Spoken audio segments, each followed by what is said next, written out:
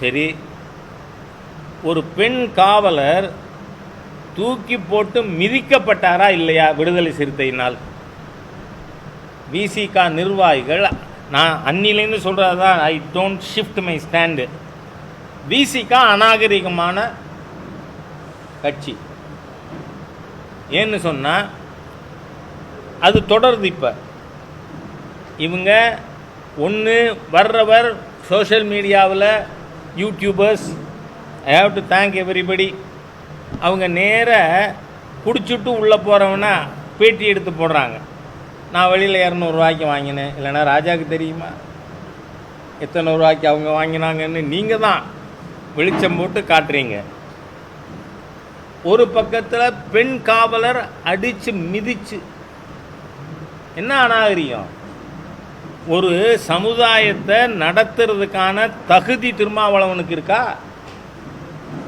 யோசிச்சு பார்க்க வேண்டாமா? சமுதாயத்தை சீர்திருத்தவர் சரக்கு மிடுக்கு பேச்சு பேசியிருக்க மாட்டார். பெண்களை எல்லாம் கேவலப்படுத்தி ஒரு குறிப்பிட்ட ஜாதியை சொல்லி எங்கள்கிட்ட வந்து பேசி அவர் அதுக்கப்புறம் பேசின வார்த்தைகளை நான் தொடர்ந்து பேச முடியாது, அவ்வளவு அநாகரிகமானது.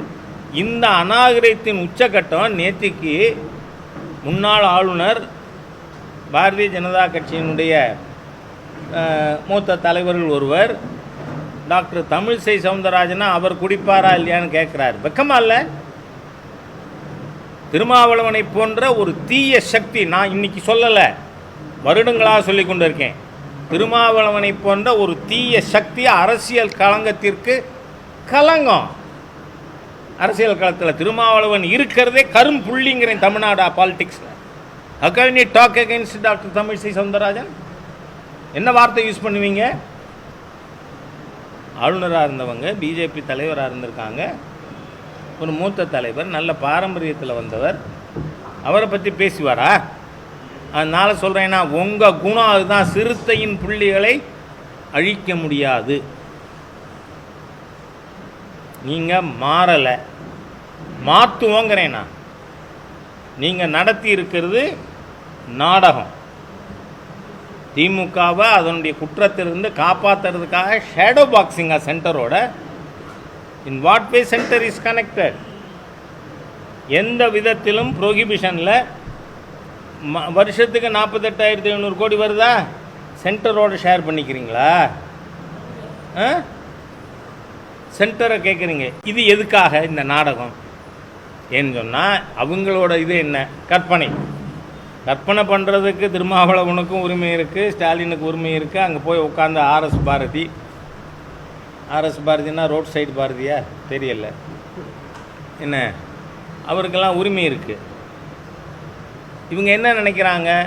சென்ட்ரல் லெஜிஸ்லேஷன் வந்தால், இப்போது ஜிஎஸ்டி வந்தது, அது 2006 2007 அன்றைய தினம் நிதியமைச்சராக இருந்த திரு பிரணாப் முகர்ஜி அவர்கள் அடுத்த ஆண்டுக்குள்ளே ஜிஎஸ்டி இம்ப்ளிமெண்ட் பண்ணுவோன்னு பட்ஜெட் ஸ்பீச்சில் பேசினார்.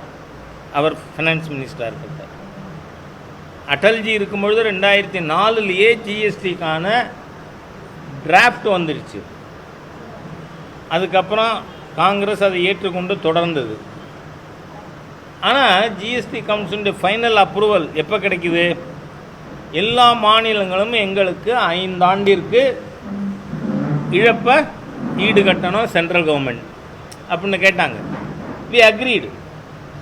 சென்ட்ரல் கவர்மெண்ட் 5 ஆண்டுகளுக்கு 2017 22 வரை, அதுக்கப்புறம் சென்டரோட அந்த கமிட்மெண்ட் வாஸ் ஓவர், அதை நாம் செய்கிறோன்னு சொல்லிட்டோம். இப்போ இவங்க என்ன நினைக்கிறாங்க? சென்ட்ரல் கவர்மெண்ட் கொண்டு வந்தால் இந்த 48,000 கோடியும் எனக்கு நீ கொடுன்னு கேட்கலாம்.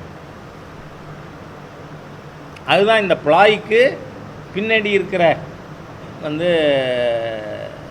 என்ன ஓட்டம். அதுக்காக பாரதிய ஜனதா கட்சி என்ன அவ்வளோ பச்சை குழந்தையா? நாடகம் ஆட வேண்டாம், திறந்த பாவிகள் நீங்கள்.